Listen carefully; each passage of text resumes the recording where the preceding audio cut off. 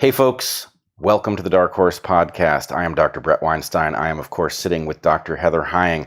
It is Livestream number 140. I don't exactly know because I've been traveling. What number is it?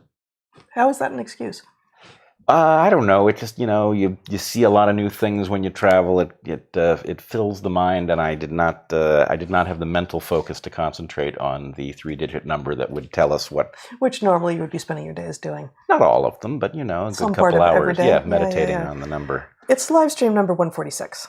It is. And since we came to you last week, 8 days ago, there's been a guest episode of DarkHorse, which has been released. The first of 2 of similar strain. You want to say a few words about that? Yeah, I sure do. It's a really interesting episode, and we will talk a little bit more about it later in the podcast. But in any case, it is a live stream, not a live stream, it is a live discussion that I recorded with military whistleblowers and a lawyer, a former officer who is now representing military whistleblowers. And we talk about the effect of mandates on, among other things, military readiness. So in any case, I would encourage everyone to look at that podcast. I think the reaction to it has been, for the most part, quite positive. And anyway, it's provocative stuff. You'll find it on our YouTube channel, on whatever podcast app you use. It's Odyssey, on Spotify. Yep. Every place. All those places. Yep. And we do not have a live stream next week. We'll not be coming to you having either pivoted 90 degrees as we did this week, or maybe even the full 360, which you can't tell, but we can claim we did. But we won't be doing that next week. We will not be here, but there will be 1, maybe 2 more guest episodes of DarkHorse coming to you in the interim.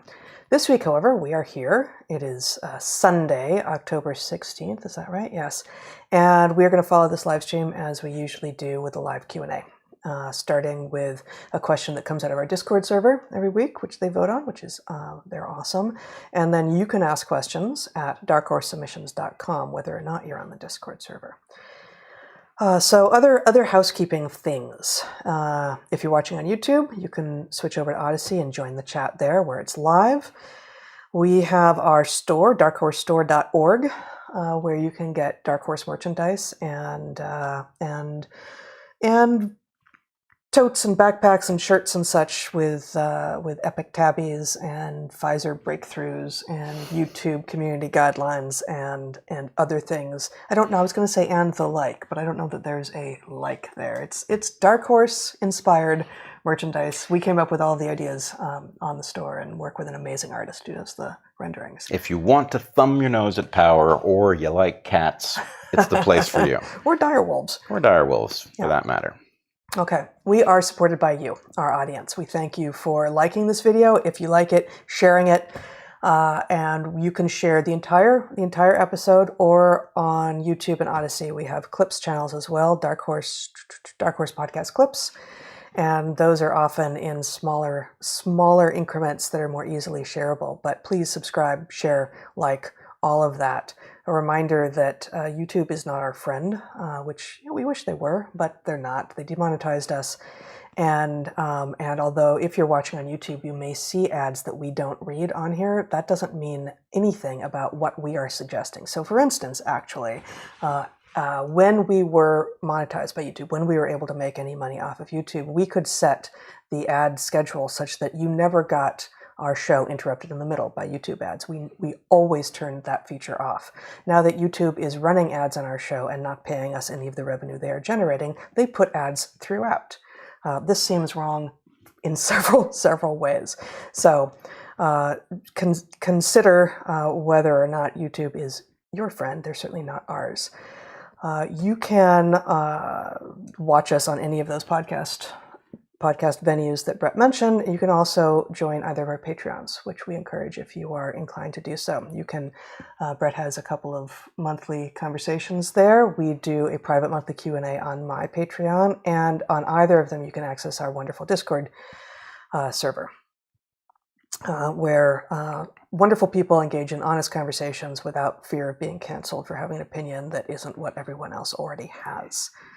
And Also, we have sponsors. So every week we begin our show with reads from 3 sponsors whom we have carefully chosen. We do not read ads for products or services that we don't actually vouch for. So without further ado, here we go. All right. Our first sponsor this week is Thesis. Thesis makes nootropics. Nootropics are nutrients found in nature or the human body that enhance mental performance in areas such as motivation, creativity, mood, memory, focus, and cognitive processing. They work best when combined with taking care of yourself generally, which includes eating real food, moving your body often, and getting good sleep. You're probably already using a nootropic, as one of the most commonly consumed nootropics is caffeine, but it is far from the most exciting. Effective nootropics allow people to optimize their focus, energy, and mood based on the demands of the day. For some people, nootropics can replace the pharmaceuticals that are often used to tackle problems like ADHD. Thesis is unusual in the nootropic market in taking a very personalized and scientific approach. They do not assume that what works for your brother will work for you, and that what worked for you when you were under a deadline for a dreadful project will be the same thing that will work for you when you need a spark of creativity for a project you've been dreaming of for years. Just as some people become alert after a cup of coffee and others can fall right asleep, so too do all nootropics have different effects on different people. When Thesis first started out, they blinded their customers to what blend they were taking and took careful data on how everyone responded to the various blends. Not surprisingly, different people responded differently to the different Thesis blends. Now more than 2,500 customers and millions of data points later, Thesis has created a recommendation algorithm to predict which blends of nootropics will work best for any given customer. The process is simple. Go to their website, take a short quiz, and they'll send you a starter kit with 4 different blend recommendations to try over the course of a month. Heather has tried several blends now and has liked them all. She has returned to several. I have not liked them all. Sorry. My reading skills are not great at this. But this is actually important, right? This is the point, that Thesis does not expect you to enjoy all of them or to get a benefit from all of them. It wants you to try them out and to see which ones work for you. Yep. Haven't liked them all, it says here. Right. She has returned to several repeatedly. Creativity blend smooth things out a bit and adds clarity. The Logic blend facilitates focus. But your results may vary. With fully personalizable blends, there is likely to be a Thesis that is right for you. Get your own customized Thesis starter kit. Go online and to takethesis.com/darkhorse. Take the quiz and use the code DARKHORSE at checkout for 10% off your first box. Wonderful. Our second sponsor this week is Moink. That's Moo plus Oink, M-O-I-N-K. Moink. An 8th-generation farmer founded Moink and is working hard to help save the family farm and get its customers access to the highest quality meat on Earth. Did you know that 97% of the chickens served in the U.S. are dipped in chlorine? Well, family farms don't tend to do that, and certainly the meat you get from Moink doesn't. The farmers who generate the meat that you get from Moink don't do that because the meat doesn't dip itself. The meat's not going to dip itself. The meat is not going to dip itself. Moink delivers grass-fed and grass-finished beef and lamb, pastured pork and chicken, and wild-caught Alaskan salmon direct to your door. Moink farmers farm like our grandparents did, and as a result, Moink meat tastes like it should, which is to say, delicious. Unlike the supermarket, Moink gives you total control over the quality and source of your food. You choose the meat delivered in every box, like ribeyes, chicken breasts, pork chops, salmon fillets, and much more. Plus, you can cancel anytime. We love everything about Moink. The fact that the meat is grass-fed and finished on small farms, the lovely publications that come along with it, and, of course, the meat itself. Shark Tank host Kevin O'Leary, you know we're on screen, right? Yes, I'm trying to send Zach a text very subtly. Okay. Door open. Go on. Okay. We love everything about Moink. I don't remember where I was. The meat itself. Shark Tank host Kevin O'Leary called Moink's bacon the best bacon he's ever tasted. I agree. It's amazing. Keep American farming going by signing up at moinkbox.com/darkhorse right now, and listeners of this show will receive free filet mignon for a year. That's 1 year of the best filet mignon you'll ever taste, but for a limited time. Spelled moinkbox.com/darkhorse. That's moinkbox.com/darkhorse. Okay, our third sponsor, our third and final sponsor this week, is Mudwater. That's MUD/WTR, pronounced Mudwater. It's a coffee alternative made with 4 medicinal mushrooms plus herbs and spices. It's got a seventh the caffeine as a cup of coffee. You get energy without the anxiety, jitters, or crash of the coffee, and it's delicious. Each ingredient was added with intention. It has cacao and chai, lion's mane mushrooms, cordyceps, chaga and reishi, turmeric, and cinnamon, among other things. This is a terrific product, either on its own or as a warm drink in the morning. You can drink it black or with cream or honey or both. Mudwater also makes a non-dairy creamer out of coconut milk and MCT, and also a sweetener out of coconut palm sugar and lucuma, which is the fruit of an Andean tree used by the Inca. And you can add either the cream or the non-dairy creamer or the sweetener if you prefer those options, or mix and match. A bit of their coconut milk and MCT creamer with some honey from your favorite bees, or if you don't have favorite bees, honey from your favorite beekeeper. And if you don't have either favorite bees or a favorite beekeeper, I really don't know how to help you. Who doesn't have favorite bees? Yeah, I don't know. The flavor is warm and spicy with a hint of chocolate plus masala chai, which includes ginger and cardamom, nutmeg and cloves. Try blending it into a smoothie with a banana and ice, milk or milk-like substance, mint and cacao nibs. It's totally delicious. And they've also got a wonderful new caffeine-free product designed to be a drink for before bed, which is also delightful. Mudwater is 100% USDA organic, non-GMO, gluten-free, vegan, and kosher certified. Mudwater allows you to build a morning ritual that promotes sustained energy without the crash. Visit mudwater.com/darkhorse to support the show and use DarkHorse at checkout for 15% off.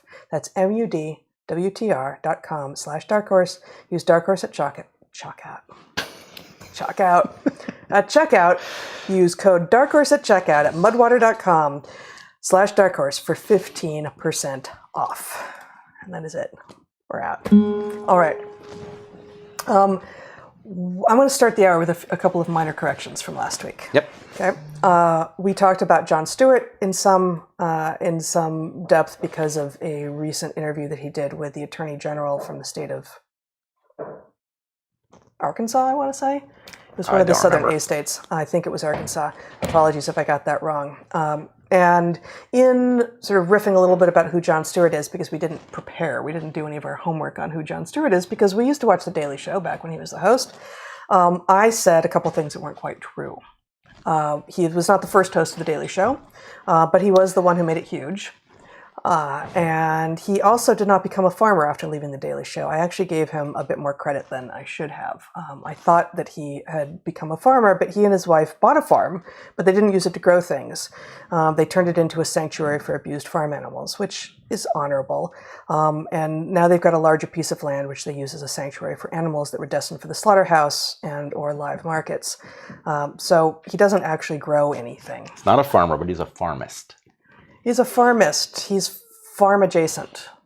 He's farmer adjacent. He's not even farm. He's farm on, but not actually farming. Can we agree that he's far more likable than a lot of people? You know, I think so, but I got to say that interview did not inspire me any. Well, we'll see. Maybe he'll level up. I mean, I think, you know, in large measure, what we said was critical of, you know, how deeply he dug before he ventured an opinion that is at odds with reality. And, you know, I would like to believe that he is an honorable guy. I really think that's true. And that upon discovering his error, he will level up. That's my hope. I hope so too. I guess, you know, some people appreciate, a lot of people appreciate what we are doing, and we appreciate hearing from you. And a few people who are longtime fans have said, could you ease up on the vaccines and the trans already? Like, it's always vaccines or trans that you're talking about, and the COVID vaccines. And when I see that critique, I think, but these are the two places that feel like we are seeing most clearly the failures of the most number of our systems, and we are at a tipping point. So many people are being damaged, and you know, it's not. I'm not obsessed, but I can't avoid it. Like, everywhere you turn, you run into these stories with people getting it way, way wrong and doing damage to people, often who are innocent, right? And I feel like, Jon Stewart going on air and citing institutions that are getting it wrong in many places as the evidence that it's okay to hormonally transition your prepubescent or stop the development of your prepubescent child. I'm sorry, but have you met humans? Like, do you really have that little understanding of what humans are? And so I guess I have, in some ways, less patience for the people who are going along with the trans thing than for the people who have been hoodwinked by the COVID vaccine authoritarianism and media play that has been so universal. It feels like, actually, because you have been living on this planet, you have enough information to know that this is not okay. Well, I agree with that. I also think, yes, we did not choose these topics. We would not stick with these topics so long were we free to be talking about what we think is most interesting. The problem is some stories diagnose the system, and what we are dealing with is a catastrophic failure of our system based on the collapse of every institution on which it depends. And really, I know that sounds like an exaggeration, but it really is every institution. And if you think it's not, I challenge you to find the institution that is even treading water while speaking the truth and looking out for common people. So to the extent that you may find us too long on topics that are really no fun, the reason is because until, these are among the very best ways to see the failure of the system, and the failure of the system really is the meta topic. And until these things correct, we know that we are nowhere, right? These are the glaring instances that most people can see. You know enough to know that, for example, there are two sexes, and that when your major scientific journals start speaking as if that's not true, based on some finding that they imply has been attained by science generally, A, they're lying. B, you can see it. C, your intuition is enough to tell you something is way the hell off. And then it leads you to D, which is, okay, we need an extraordinary explanation to get to why your major scientific journals would be saying anti-scientific things. So we're at least in that quadrant. And that really is the larger point to us focusing on these things and revealing all of these examples. The fact that the examples keep emerging, that we are not having to delve into history to find new egregious examples, tells us that whatever is wrong with our system is still very wrong, and it still owns these properties that, frankly, the public must recapture. Exactly. One more correction from last week. Sure. Inquiring minds want to know. You asked, I don't remember exactly, you were making some pun about EUAs, maybe, in which you spelled inquiry with an E. And I said, rather dismissively, honey, that's not how it's spelled.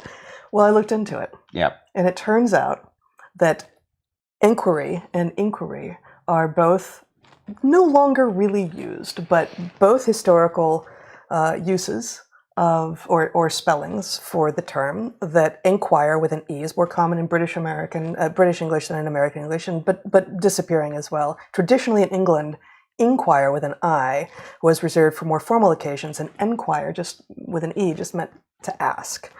An inquiry versus to inquire. I don't know which one you're saying where. An inquiry is a formal... Which one? Which spelling is that? Oh, I have no idea. So what point are you making? I can hear it. Yeah, an inquiry, presumably with an I, is like an inquest, right? It's a formal process. It may well be the same. Really didn't look into that. Actually, our OED is still boxed because almost all of our books are still in boxes. We're still waiting on our bookcases. Well, I also would say that having our OED in a box prevents anybody from messing with it, which I'm pretty sure is going to happen sooner or later, so that we can no longer even look up what words used to mean when we bought these books. We've got a hard copy of the Oxford English Dictionary, for which I am grateful. Actually, I went to look at the OED online, and they wanted a lot of money, and I may end up doing it. But I thought, no, we got it in a box somewhere. I just it comes with a magnifying glass. It comes with its own drawer for its own magnifying glass. Absolutely, Yeah. Kind of a flimsy drawer, but yeah. But nonetheless.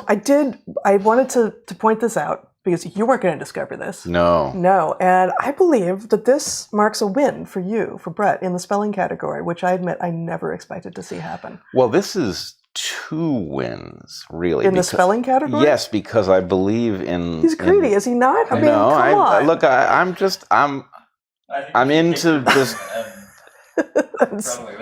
Well, look, first of all, you got to give me a little leeway here, because having won a spelling point, I really strategically have no choice but to quit at this moment, because but instead you're just trying to double up, if that's the thing. No, I'm celebrating as I'm seeing my exit at the end of this episode. I had no obligation to tell you about this. You did not have any... Look, the 2 wins are that I happen to have sort of been in the right neighborhood with respect to inquiry and enquiry. And? Well, by misspelling some things last week, I came close to solving the problem of, fact checking, right? So using spelling as a solution is not something you would expect me to do, because I'm not good at it. And anyway, I thought that was kind of a win, and then here too, this. Okay. So this is the pinnacle of my spelling career, certainly. Yeah, or last week was. Yeah. Last week. Yeah. And anyway, so which I mentioned just to point out that you're already on the downslope. It does feel that way. Yeah. Well, anyway. Well, congratulations. Thank you. Yeah. I appreciate that. Yeah. And that was very kind of you to dredge that back up and reveal it here in front of our entire audience. Yeah, indeed. All right. So we have a few places we want to go this week. I don't know if you want to start. You want me to start? Why don't you start? Why don't I start? Okay. I guess before we really launch into the content, I will say I mentioned that we turned the set 90 degrees. We're still not in our final place where we will have 73 degrees. In the shade. Yeah, the camera is actually slightly tilted. Very intentional. You can see the wall to Bret's right is the wall that we have usually been sitting in front of.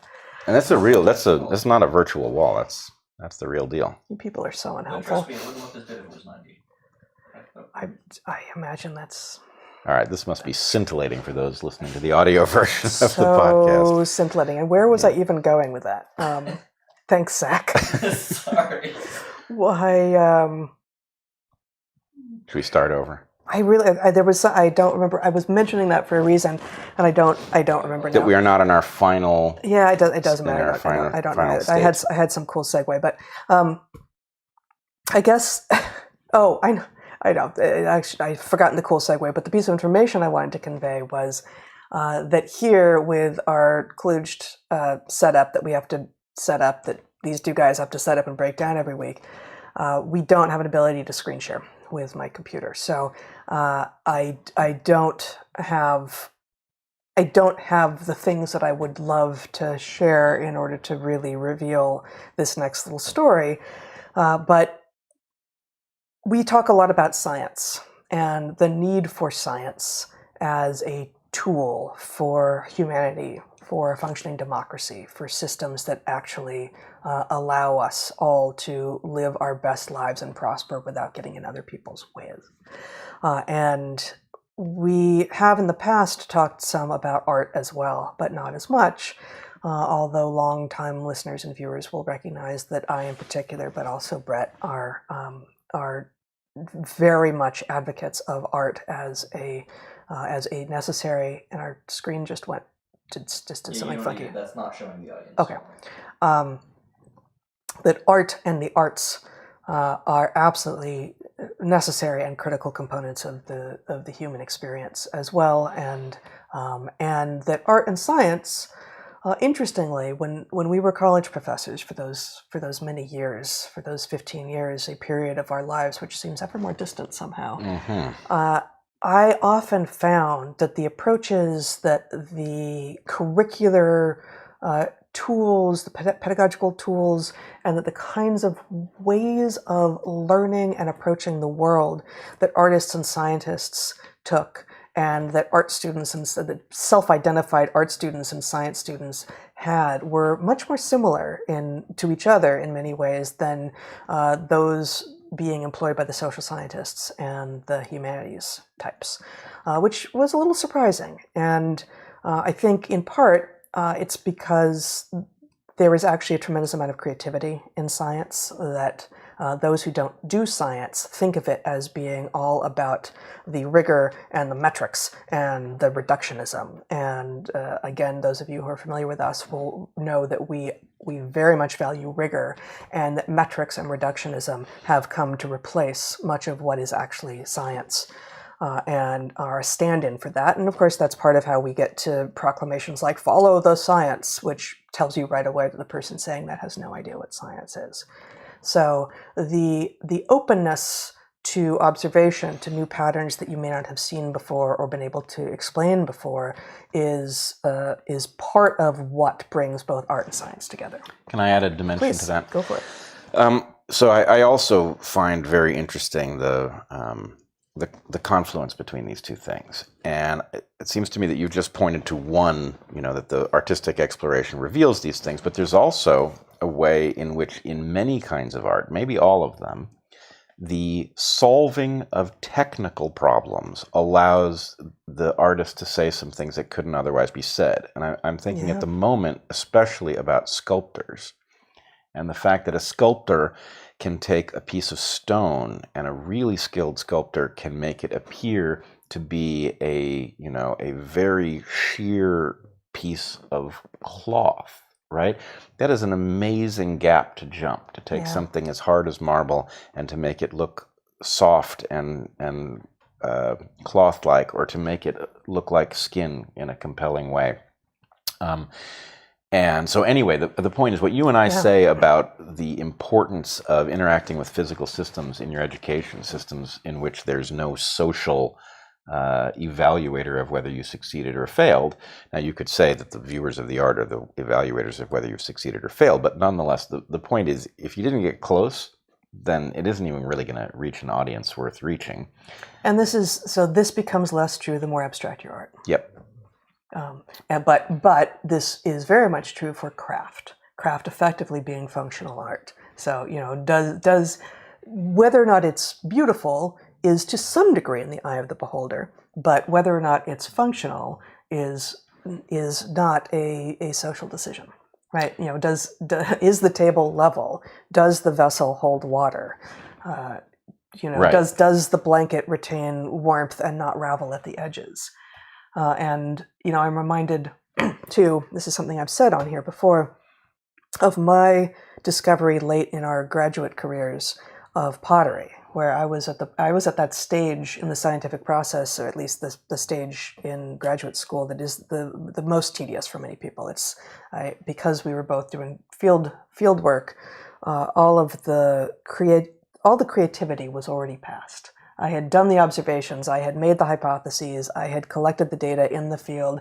I was now back in Michigan, having to do the statistical analysis, which had its moments, and the literature review, which had its moments, but then the write-up, which leaves sort of no room for creativity. It's not the kind of writing that has any intrigue at all. So I wrote a different book at the same time as I was doing that to help me, find my creative outlet that way, but I also started doing pottery at a local artist cooperative in Ann Arbor. And I found it so appealing, in part because it brought together, and I mostly did wheel throwing, and so I was mostly making functional pieces, but it brought together an ability to learn a bunch of technical stuff about glaze chemistry, about oxidation versus reduction, firings, about different cones, about different clay bodies, about the forces that your hands and the wheel put on the clay in different speeds at different directions, all of these things.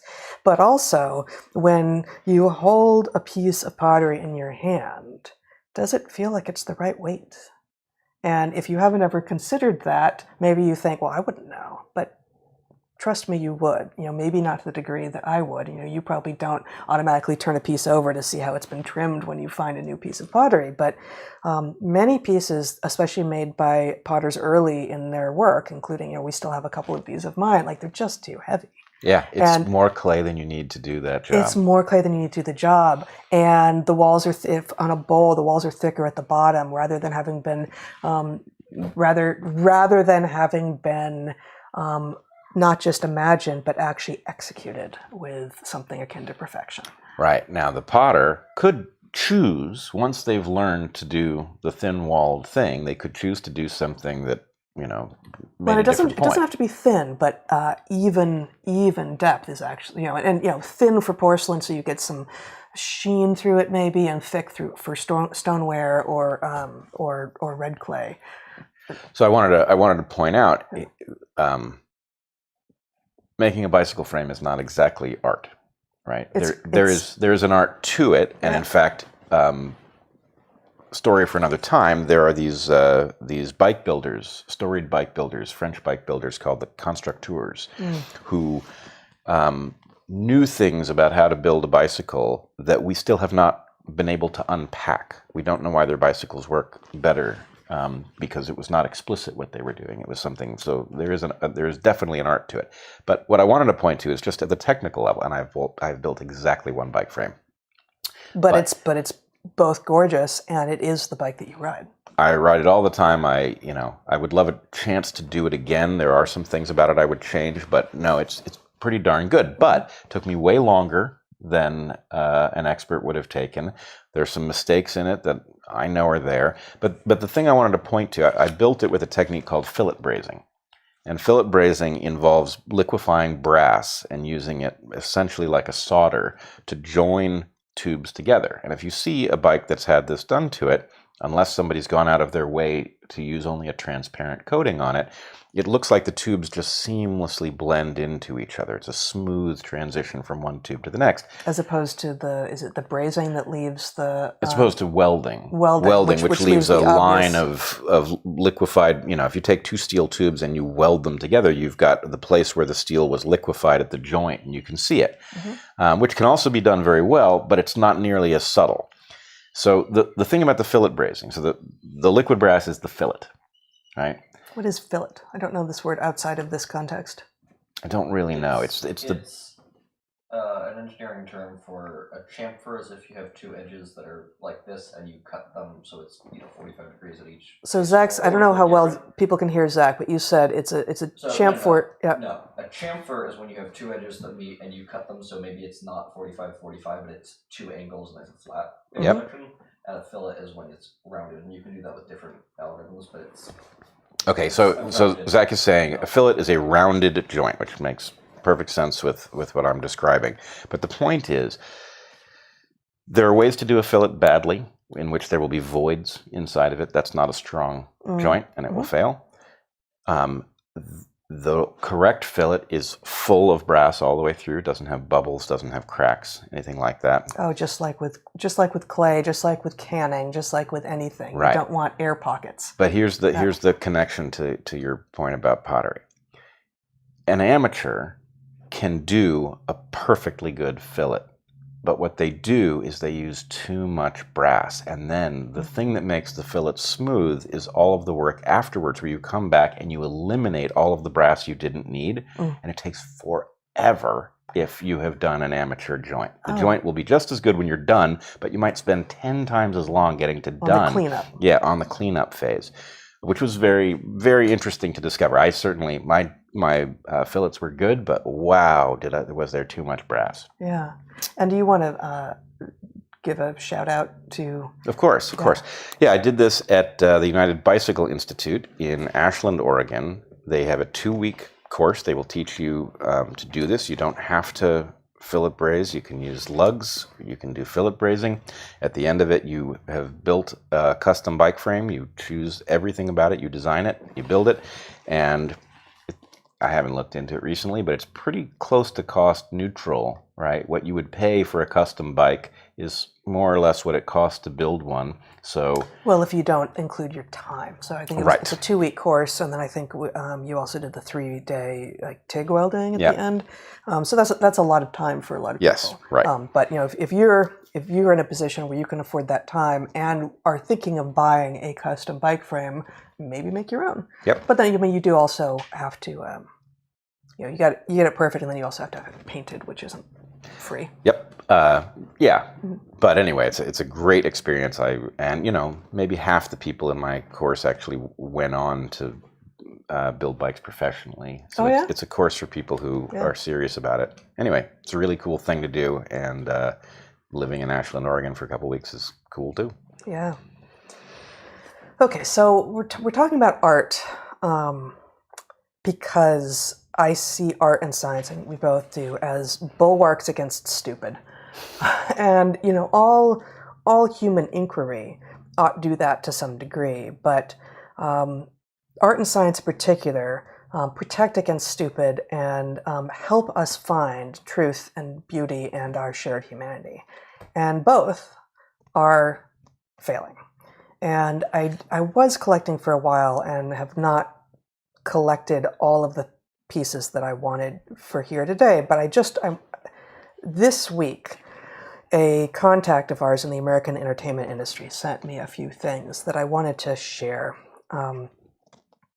Not as indicative of the entire system, but clearly indicative of something that is going on specifically in the movie industry. Specifically, we've got some standard requirements from auditions, which again, I would share my screen here if I could, but I can't, so I just have to pull it up. Apologies, I wasn't totally prepared for this. So some standard, this is again, standard requirements from auditions in the entertainment industry, in the American entertainment industry. We have the first one. With regard to COVID-19, talent must be vaccinated, boosters optional, parentheses not required. Okay. Second one, COVID-19, again, requirements for auditions in the entertainment industry. Vaccination and booster, if eligible, are required. Kids that are not eligible for a booster just need to be vaccinated. And the third one, and this is a little small for me to see. And I'm going to explain. So this mentions Zone A, and I asked this contact of ours what Zone A means. So before I read what the standard requirement from this edition meant, Zone A refers to those working at the center of the job. So that's going to be the talent, the director of photography, the script supervisor, the assistant directors, hair and makeup, just like the crowd gathered around those at the center of the scene being shot, those who are hands-on with the talent. That's what Zone A means. So, FYI, this again from the entertainment industry. This production will require mandatory vaccination for those working in Zone A, which includes the ages 5 to 11, as of February 18th, 2022. If you are offered a role, you would be required to verify that you're up to date on your COVID-19 vaccination, and your employment in Zone A would be conditioned on that validation. Up to date means the following: a 2-dose Pfizer COVID-19 vaccination series, and if eligible, a booster dose for those who are 5+ months past their second shot. Currently, this Pfizer booster is approved for everyone ages 12 and up. Or a 2-dose Moderna COVID-19 vaccination series, and if eligible, a booster dose for those who are 5+ months past their second shot. Currently, the Moderna booster is approved for everyone ages 18 and up. Or a single-dose Johnson & Johnson COVID-19 vaccination, and if eligible, a booster dose for those who are 2+ months past their single dose. Currently, the Johnson & Johnson booster is approved for everyone ages 18 and up, but an mRNA booster is recommended in many cases.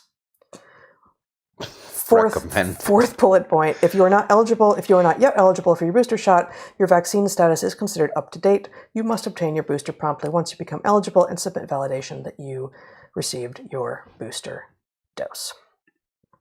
So, this in the week that what was already well findable in the early documents has become mainstream news, which is that Pfizer didn't actually test in the clinical trials for whether or not their shot blocks transmission. And of course, there's all sorts of gaslighting and reconfiguring of what was actually said going on now about like, well, they never claimed they did, and this, that, and the other. It's like, what possible explanation explains mandates? Here, in the military, in the government, for ferry workers, for medical workers, anywhere, if the thing isn't blocking transmission. How do you make an argument for mandates if it's not blocking transmission? And how, therefore, are people arguing that they never claimed that it did? But maybe most of the point, how is it that our military, that our entertainment industry, that other places are still requiring this insanity? How is that happening? I agree. Arts have fallen. Science has fallen. Arts have fallen. it's such a simple set of points. If it doesn't block transmission, then on what is the mandate based? And why would you not value the risk? Even if we didn't know that there were harms, and we absolutely do know that there are now harms. But even if you didn't know. By value the risk, you mean assess the value of the risk? I mean incorporate it into the calculation. Certainly the idea that these mandates are being pointed at young people, children. 5 and up. 5 and up. If you want a job in the entertainment industry, if you're that kid, if you've got that kind of talent and drive and it's not just your parents or something, you have to take on this crazy cost? So it is... How does one even describe it? You are being forced to demonstrate your fealty to a anti-scientific mandate that actually puts your life in jeopardy in an age-stratified way. Not only is the risk of COVID age-stratified so that young people really don't need these things. Again, it's not blocking transmission, so vaccinating young people, it would be immoral to vaccinate them to protect old enfeebled people, but it's especially insane given that this does not prevent them from transmitting the disease by getting it or transmitting it to people who are at risk. So the Steelman response there will be, but the vaccinated are putting all of the unvaccinated are putting all of the stress on the system by showing up in hospitals in droves, and therefore it's your obligation to the system to Well, there are 16 different I don't want to make fire come out your ears. Responses to this. But look, if the problem was that we were in an emergency where we really had insufficient resources to deal with all of the people who are being sent to the hospital over COVID, then and there was a shot that actually reduced the chances of you ending up in the hospital. Right. It still would not be acceptable to vaccinate kids, especially given that they have an extra risk from the shots, and especially given that they have low risk from COVID. As a matter of fact, exceedingly low risk if they have no comorbidities. But you wouldn't be firing doctors and nurses, right? You wouldn't be crippling the system by reducing the number of resources we have to throw at the people who have ostensibly been sent to the hospital. And you wouldn't be simply punishing the unvaccinated, which of course, again, makes no sense here. But you would be saying, this is a moment in which we cannot afford any high-risk behavior, right? If falling off your motorcycle can send you to the hospital and you're going to take up a bed and somebody's not going to have a bed and they're going to die because of it, this is not a moment for motorcycles, right? Or only to and from work or whatever, right? We are not across the board telling people do not engage in high-risk behavior because COVID is filling our hospitals, because it's not. Nor are we telling people, and this is a point we've been making from the very beginning, nor are we telling people to take the parts of your life under control that you can take under control and deal with the comorbidities that you may have that you actually have agency about. Okay? Yep. Once you are an adult, if you have metabolic syndrome and are pre-diabetic or fully diabetic and have the beginnings of kidney disease and are morbidly obese, there is a very good chance that it's going to be extraordinarily difficult to get yourself back to a baseline that is considered very healthy. But you can move the needle in the right direction.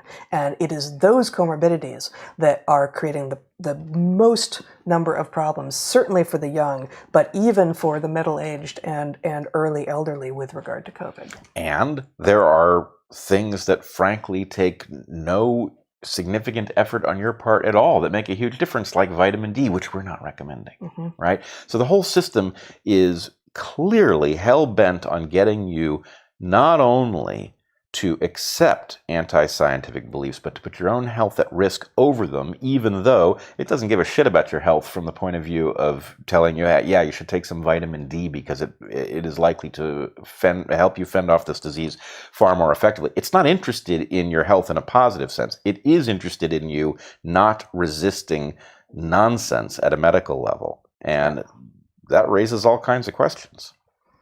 It does. It really does.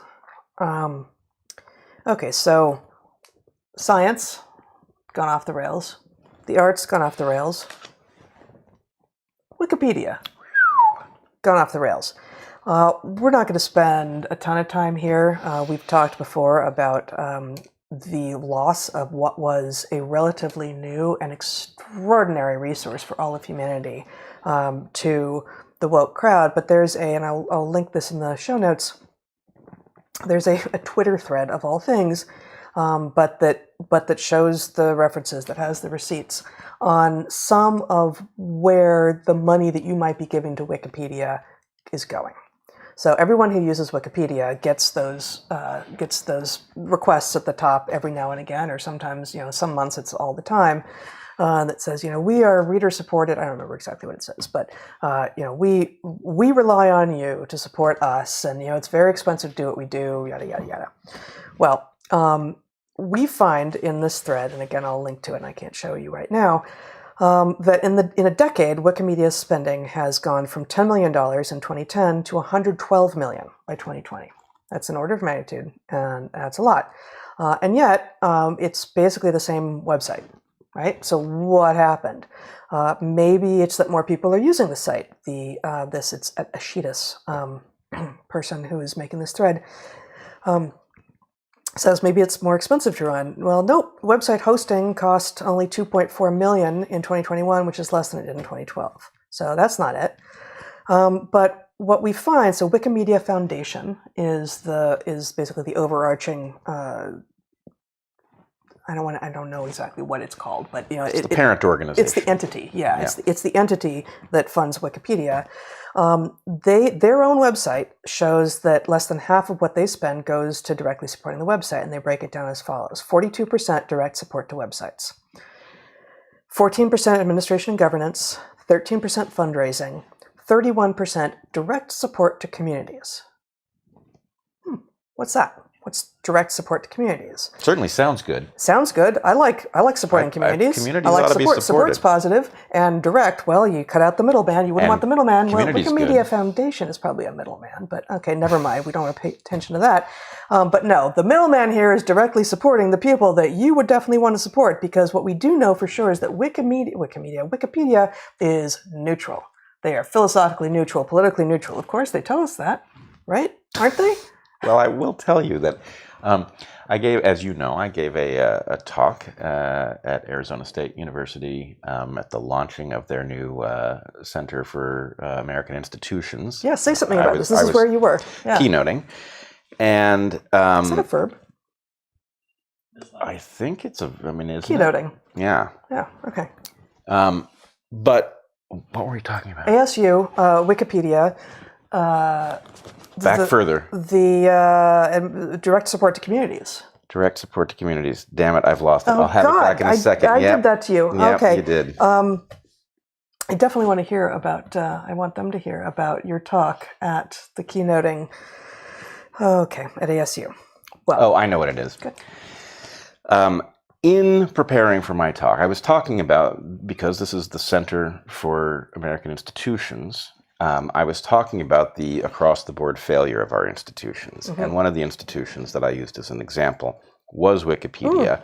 And in looking at that example, I did something that I just don't do anymore, ever, which is looked at my own Wikipedia page and found it's gotten even worse and more preposterous and more completely at odds with easily ascertained facts than it was before. Yeah. It's just a fable. It's not just super slanted. It's actually factually wrong. Factually incorrect, right? It's not that it misinterprets the facts. It reports things that didn't happen, right? Yep. And, of course, there's no real recourse. But anyway, so yes,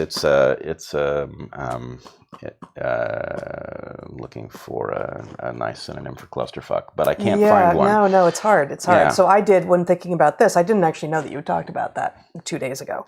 But I went and I was like, okay, I'll check. I'll see what my Wikipedia entry looks like. And it's crap. It is bad.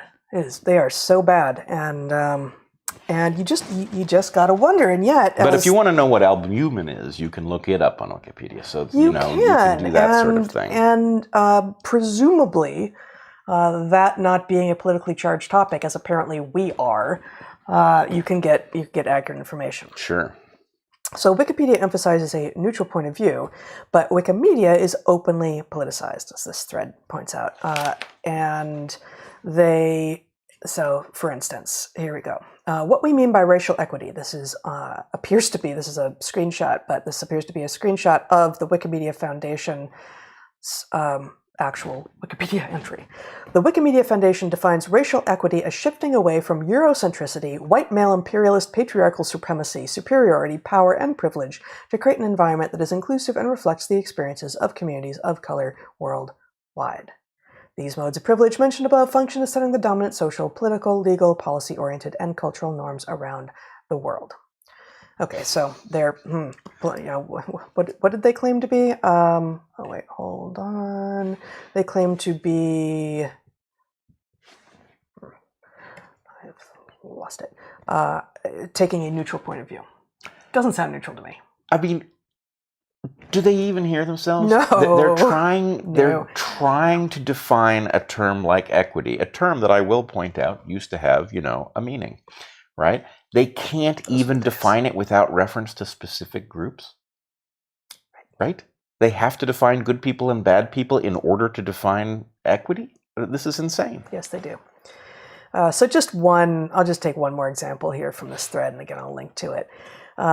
The person writing the thread said, okay, well, let's see what some of this direct community support looks like. And many millions, tens of millions go to, in the form of grants that the Wikimedia Foundation makes from the money that you donate to Wikipedia and turns it into grants that it's calling direct community support. Well, the Search Foundation received $250,000 donor cash. The Search Foundation stands for STEM en route to change.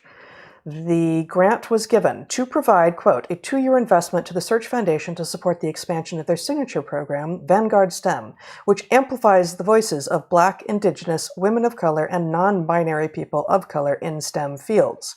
The Search Foundation will leverage cultural production, including multimedia storytelling, to advance non-traditional forms of knowledge creation, to build freely licensed and open rich media content about STEM leaders of color, and address inequitable representation throughout scientific fields. Okay, fabulous. However, on closer inspection, it turns out to be even more unusual. They are proponents of the intersectional scientific method. I think we took science too early to have learned the intersectional method. Is it very good? I've got an abstract from them. All right. In describing how Vanguard STEM descended from counterspaces, we draw on speculative fiction to define a Vanguard STEM hyperspace as a fluid place-time that is born digital and enabled by social media, but materializes in the physical world for specific purposes. As Black women in STEM, we consider how our situated knowledges and scientific expertise inform our process. There's been one new video on their site in the last year. They discuss issues in science like objectivity, which they're against. Here's just a couple of screenshots from this video with some text from it. So we always want to talk about an unbiased approach, but is that really what we want, they ask? Objectivity, they say, is sort of a conquering gaze from nowhere. That's a direct quote, but that sounds real colonialist to me. This is the supposed STEM initiative that got $250,000 from the Wikimedia Foundation, and it's hardly the only one. So do you understand this to be where a large fraction of them, when they beg you on Wikipedia and they say, please donate so that we can keep doing our important work, and you think they're saying that this is necessary to keep Wikipedia functional, that they're in fact delivering it to these political causes? Is that what's going on? Like I said, and I have not gone deeper than what I find, and clicking through some of the links and such in this thread. But what the Wikimedia Foundation's website itself suggests is that of the money that they receive, they have 42% going to direct support to the websites they say, which I guess means Wikipedia and the Wikimedia Foundation websites. I'm not sure exactly if there's additional sites. 14% to administration and governance, 13% to fundraising, and 31% direct support to communities. And included in that direct support to communities, and maybe making up the vast majority of that direct support to communities, is the grants that are going to organizations like this, whatever the hell that was called. So they are pretending to be objective as they are misreporting the facts on Wikipedia and politicizing the world out the back door. Yep. Unbelievable. Unbelievable. Yep. So that's science, art, once public access, publicly written encyclopedia, which that was new. Like, we've had science and art for ages. We did not have a publicly available, widely, like, just incredible encyclopedia for the masses until, I don't know, 10 years ago, 15 years ago, right? Wikipedia is since the turn of the last millennium for sure, and it's dead now. Yep. I mean, it still exists for things that really can't possibly have any political component, but you cannot use it in the way that you could use it before, and you certainly can't donate to it. Well, what you and can't... hope that it will go to help, unpoliticize anything, because it's actually behind the scenes making the culture wars worse. What you can't do is trust it, right? At best, right. what you That's can right. do is trust your own assessment of what topic might be so far from anything in which there is a cultural battleground that it might actually report the facts uninflected, right? Yeah. But how good are you at knowing where the bodies are buried, right? Yeah. If you're going there, presumably you're at least somewhat ignorant of the thing for which you're going. Right. So the idea, I mean, and, as I pointed out at ASU, the worst part about having Wikipedia and Wikimedia so thoroughly politicized is that they take up all the oxygen in the room. That we desperately need an encyclopedia available to everyone that is dedicated to reporting the facts of every discipline as best as we understand them. And this prevents us from generating it because we have something that looks like that and used to aspire to be that and is now just taken over by insanity. Yeah. No, and, to harken back to last week's show, exactly as fact-checking festivals are springing up by these new fact-checking organizations, which itself wasn't a thing, right, until fairly recently. Exactly at that moment, we have the denigration and effective disappearance of Wikipedia, such that the ability of the average person to actually assess what is and is not true has become much more difficult, if not impossible, in some regards. Yeah, it's couldn't be a bigger tragedy, and really goes to the larger point that you need a special explanation for the failure of every institution simultaneously, right? That's not the result of just, mediocrity. Yeah. It's the result of something else. Mm-hmm. Yep. That's what I got. That's what you got? Yeah. All right. Well, I have something. And that was pretty heavy getting to this point. And I will say what I have is, I think, great news. Okay, so let me preface what you're going to say by saying you were in Arizona. Yes. Given this, you were keynoting. I was keynoting about. Yeah. And you were supposed to come back yesterday. And I'm not going to name names because hopefully they redeem themselves. But the airline that you were traveling on delayed your flight so much that you missed your next flight, and you and Zach were stuck on the mainland last night, and so you just got here, very shortly before this live stream, and as such, we have really not talked at all about what you did or about what you're going to talk about. Yep. So I'm just like, I don't know what he's going to do, guys. All right, that was my preamble. I told you what I'm going to do. I'm going to deliver some excellent news, I think, for all of us. Okay. I'm going to have to get comfortable then. Yes, I think I would settle in. Yeah. The excellent news is that I have apparently finally lost my mind. Oh, boy. And the reason that this is good news, I mean, it's not without its downside. You're going to share the evidence for this? I will. Okay. But the reason that this is good news is that I have been on a very unfortunate winning streak, predicting terrible things in the world that have then turned out to be true. So the winning streak isn't the unfortunate part. It's the fact that Oh, yes. No, it is. If I had been wrong about all these things, we'd be in a much better position. But having been right about them, we're kind of screwed. So the good news is that I continue to predict things that are very unfortunate, but it turns out, according to Robert Wright, that I have now lost my mind And What's that? yeah, so Robert Wright, Robert Wright, author of The Moral Animal and Non-Zero, a book I have quite liked. Let's see if I have it here. Okay, so it says, you want me to read it? Sure. This is Robert Wright tweeting, tagging you. I've not seen this before. So Bret Weinstein is seriously suggesting that Democrats have maintained the vaccine mandate for the military because their goal is, quote, degrading military readiness. In the past, I've argued that some of his crazy-sounding theories aren't completely crazy. I'm not arguing that now. Right. So, Robert Wright.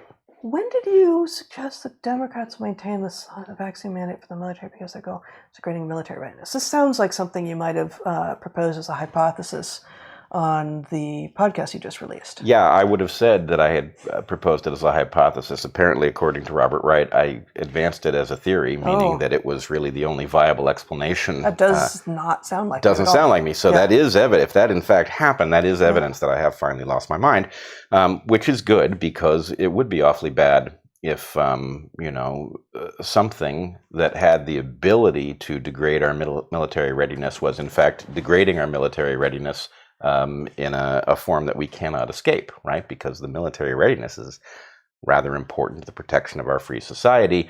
So it would be an alarming emergency if that were happening. Mm-hmm. So in any case, here is what I am going to suggest. So you don't want to talk about what you actually said?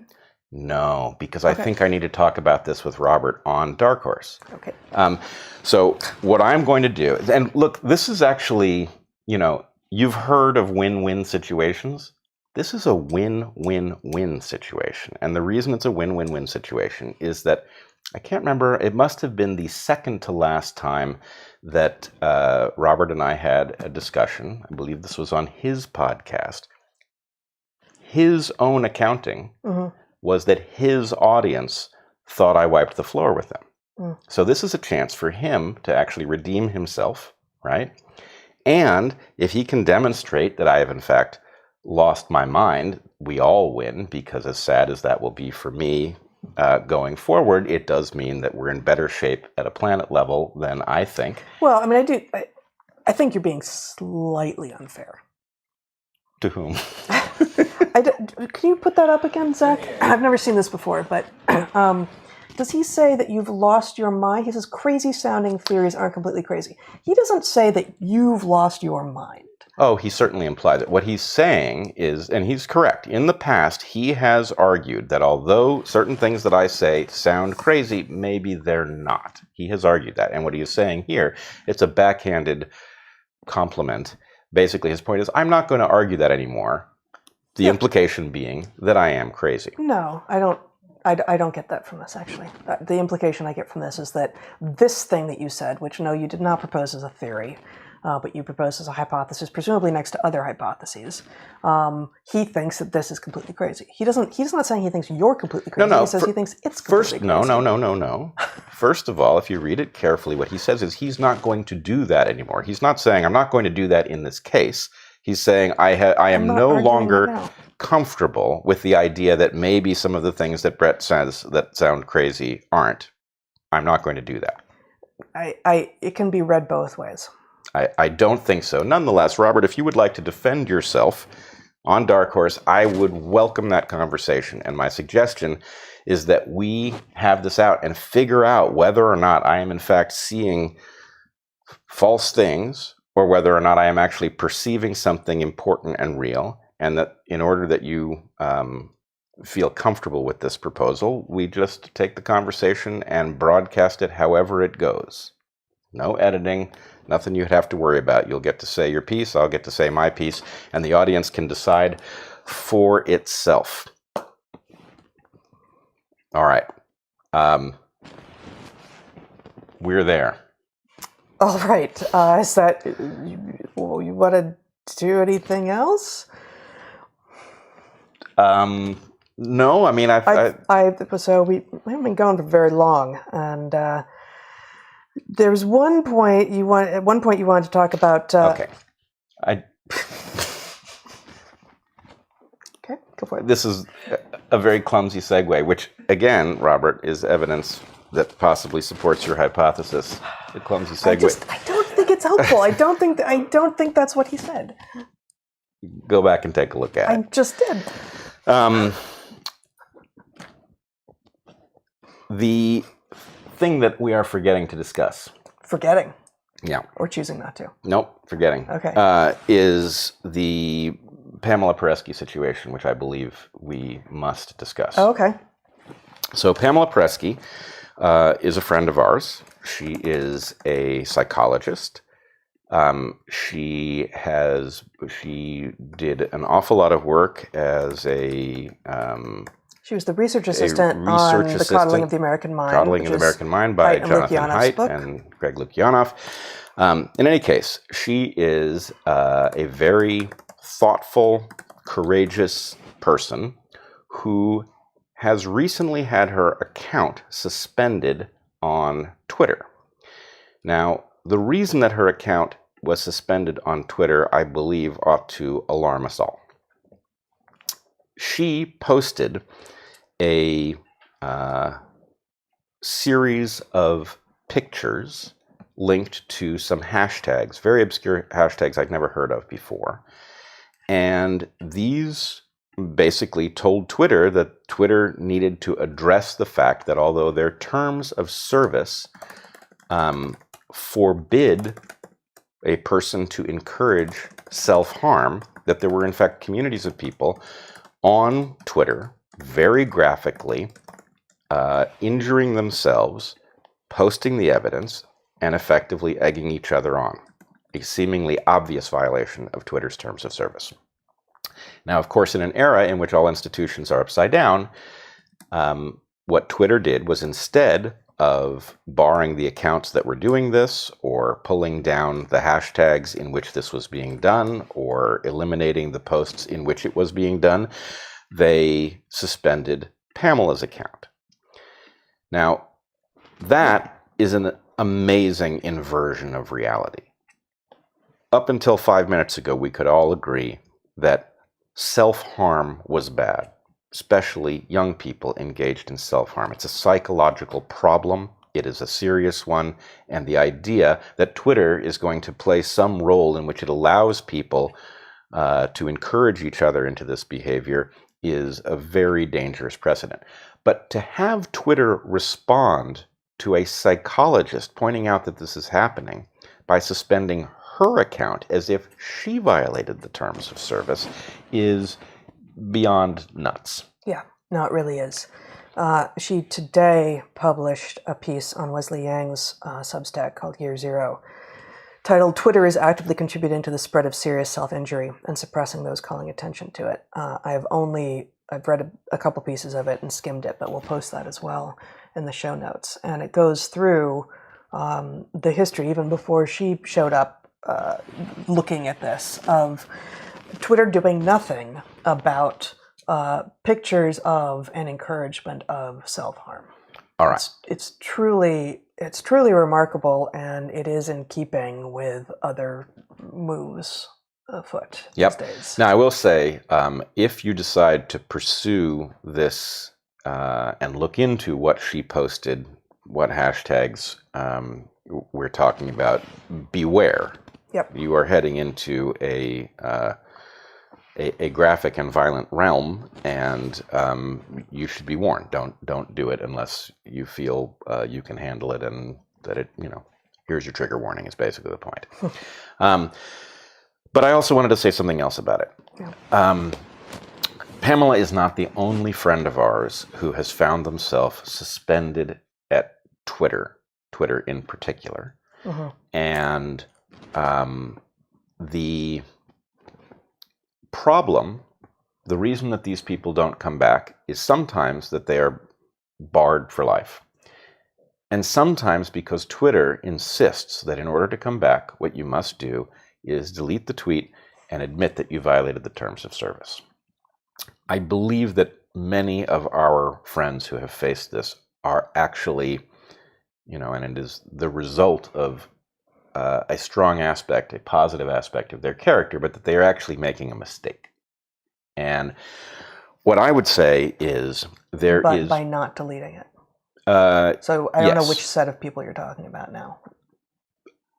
So the people who do delete it and come back on Twitter, or the people who don't delete it and stay absent? The people who from stay Twitter? absent from Twitter and refuse to admit that they have violated the terms of service, I believe, are making an error.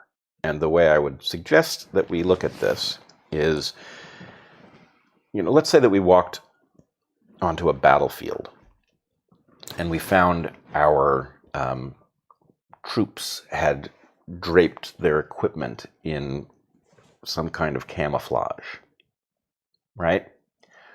These people are engaged in some morally compromised behavior because they're lying about their equipment, right? I don't understand the scene yet. Well, they're trying to trick people into thinking they don't have equipment that they do have. That's like a lie. Okay. So my point is actually our understanding, it is a child's understanding that says it is wrong to lie. If you are fighting for a just cause, using camouflage to hide yourself or your equipment is a perfectly justifiable activity, even though its purpose is to mislead, right? Now, my point would be Twitter is apparently fostering the exchange of images in which those engaged in self-harm encourage others to engage in self-harm. Mm-hmm.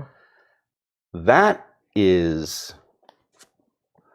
a very dangerous behavior. These people are the enemies of those of us who would protect young people from such encouragement. Well, I think there's maybe an even bigger, more generalizable thing here, which is the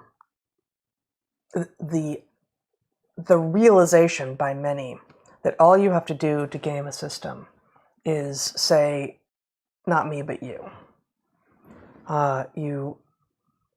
In this case, Twitter comes at Pamela and says, oh, you violate our terms of service. She's like, I didn't do that. They were already doing it. It's like, no, you did it. It's like, no, they did it. The mob comes to you at Evergreen. You're racist. No, actually, the thing that you're doing here is the racist thing, and you're destroying the functional system. The people who are gratuitously posting and encouraging self-harm are destroying the functional system. There's something here around, like, oh, we're going to get a jump on this person's legitimate claim by claiming that they're doing the very thing that we're doing. Well, and I will go, it's worse than that. And it's worse than that in the following way. The world is actually measurably safer with Pamela Paresky minding the space. Yeah, right? For sure. This is a very honorable, careful, thoroughly educated person who... compassionate, somebody who... I'm not even sure I know what her politics are. She's very even-handed, right? So this is a force for good.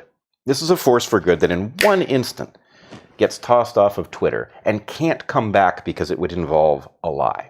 But my point is, that lie is like fighting the Nazis and using camouflage to do it. It's not a lie. Well, but the lie comes with, I think as you said, you know this better than I do, but I think it's not just a lie, it's an admission of guilt. Yeah, but my point an admission of guilt feels like a lie that has more weight than some lies. Right. My point is, it's a bad thing to admit that you committed some crime that you didn't commit. However, Twitter is not a court of law, right? It is not in the business, or at least it's not supposed to be. Well, sure. But my basic point is lying to authoritarians who are involved in upending the functional aspects of our system is not a moral compromise. Lying to them on any topic. And so what I would advocate is that for those who are actually trying to make the world better, if those who are trying to make the world worse, whatever their reasons are, decide to target you, right, and use your own integrity to get you to remove yourself from the game, don't let them. Don't let them, right? If you're up against Nazis, lie to them and don't let it keep you up at night, right? That's what you do. Now, I'm not saying Twitter are Nazis, but what I'm saying is use the Nazis to figure out whether or not your principle stands. And if lying to the Nazis is not something you will do, then you're actually a problem. If lying to the Nazis is something you will do because you understand that it is important to get the job done, then you can continue to play in the game. And my point is, look, we are worse off for the friends who have been eliminated from Twitter because they won't admit that they violated the terms of service. Yeah. We are worse off. Certainly, we are worse off for having lost some of these people. I guess there's a hidden component that is precisely hidden. We can't know what the effect is, which is that having said to Twitter, yes, I violated your terms of service, when you know very well that you did not, you don't know what kind of file is being kept. You don't know how that will be used against you. Right. So then, if it were me, Yeah. and it surely will be at some point, Mm-hmm. right? I mean, I've faced enough of these close calls. I've been thrown off of Facebook and then restored when it became obvious that I hadn't done anything and couldn't have done anything. Yeah. But if it were me, if they sent me that thing and said, admit that you violated the terms of service, I would make the minimal admission, and then next tweet would be, I just lied to Twitter. Twitter is not an official entity. Mm-hmm. It is not the arbiter of good. It is not a judge of whether or not you have committed a crime. At best, it is an arbiter of whether you have violated its terms of service, and obviously it is doing that in a malicious and incompetent way. This is all true. The game theory will be different for you than for someone with, an or more than one order of magnitude fewer followers and no blue check mark. Well, right. But I guess my point would be what we have to do, and we are doing it right now, is pointing out that this is not a simple matter of, hey, I'm not going to admit something I didn't do. Twitter has all the cards, Mm-hmm. right? So you are playing against somebody who has all the cards. What are you entitled to do, right? You are not under oath, right? You are admitting on a platform something, and you are free to say, here's why I did that, because the elimination of me from that platform actually makes the world more dangerous. So Okay. I'm coming back, and here's how I'm doing it. But you recognize that it's conversations like this that explains our Wikipedia entries. No. I mean, go ahead. It's a joke. Oh. Like this is exactly why they hate us, right? This is exactly why, because we say actually no clothes, dude, they're emperor, no clothes, and they don't like that, and we somehow we snuck up on them, and so it's hard to get rid of us now. Whereas it will be easier to get rid of Pamela and some of the other people whom you are referring to without naming them, because they don't have the platform that we do. I agree, but so they're going at us by demonetizing us and by shadow banning and by writing slanderous things on Wikipedia and all these other ways. And the fact is, sorry guys, we still get so many people contacting us saying thank you. Keep going. I'm in such and such a situation, and I can't speak up here, but I can share what you do with these people, and this is how we build reality and truth and honor back. This is how we do it. This is how we do it. But realize who you're up against, what their actual authority is. And I guess the point is, to the extent that Twitter's actual authority only extends as far as Twitter, and what they've done is thrown you off Twitter, lying to Twitter, right? The point is, you want to be back in the environment where people are talking. I guess if the extent is really just Twitter, if the Twitter universe is entirely self-contained, and they've said you can't come back until you do X, then the costs are completely within Twitter. But that all of that rests on the assumption, which is that the Twitter universe is self-contained. Well, I mean, it's not self-contained. The fascism is alive and well. Twitter Right. is, maybe even acting under duress from the executive branch. We've certainly seen the executive branch pressuring platforms to get rid of certain voices that it finds inconvenient, which is an obvious violation of the First Amendment, of course. Yep. But nonetheless, the point is, yes, they have a lot of power because Twitter is a place that matters. To the extent that we rob them of this weapon, we actually make that place better. right? We keep the place one of diverse perspectives, and I think it is incumbent on us to do it. Now, I would point out there are more artful ways of navigating this particular conundrum. And I would point again to John Campbell, not on Twitter, but on YouTube. Dr. John Campbell. Yes, Dr. John Campbell. It's confusing. He is a doctor. I think he professionally was a nurse. But in any case, he has an excellent YouTube channel in which he explores the various ins and outs of research on COVID and its various treatments. He's done an excellent job, and he is extremely careful, and his analyses are excellent.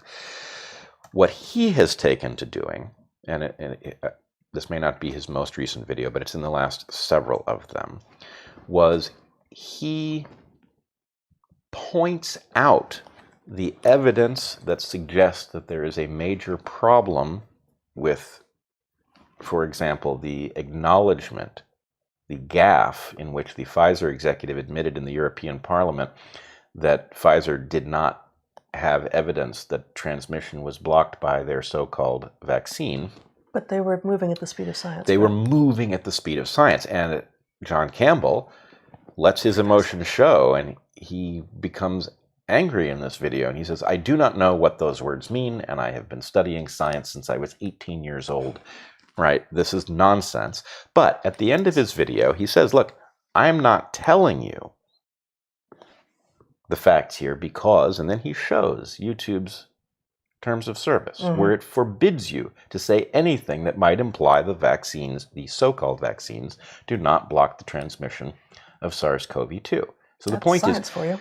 YouTube currently forbids you from saying something that was admitted by a Pfizer executive in the European Parliament, right? That's how glaring these contradictions are.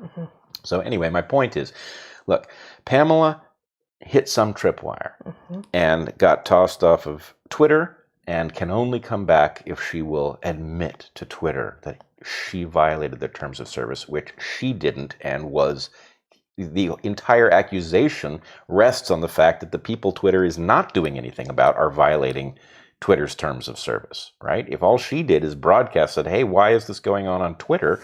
Then the point is, well, if she violated the terms of service, then all of the people that she's pointing to did too, and Twitter is not acting against them.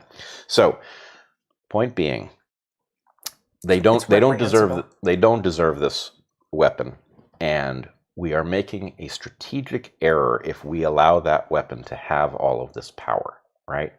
It's like somebody has illegitimately pointed some rifle at you, right? That's a powerful weapon.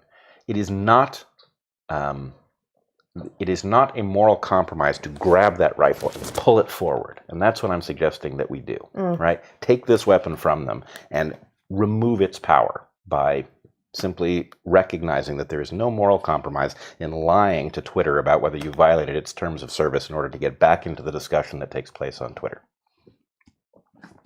Awesome. Okay. Well, maybe that brings us to the end of this 146th live stream. It is the 146th Dark Horse live stream. Somehow it's a tough one, isn't it? Yeah. 146th. 46th. 146th. This became deeply uninteresting there. That was my fault. But, all right, we are not going to be back next week, but we will be back in 15 minutes. So that was maybe said in the wrong order. Right. We're going to do a Q&A shortly here, starting with a question from our wonderful Discord server, as we do every week, and then with questions from you at darkhorsesubmissions.com. You are encouraged to read A Hunter-Gatherer's Guide to the 21st Century. You can find it in more languages every month at this point, including English, which is the one we wrote it in. And join our Patreons and share, subscribe, like, share. If you are here listening or watching and you made it all the way to the end, presumably there's something of value for you here. So give it a like and help us take that weapon away from the platforms who for reasons that remain a little bit baffling really don't want reality discussed. In the meantime, be good to the ones you love, eat good food, and get outside. Lie to a tyrant.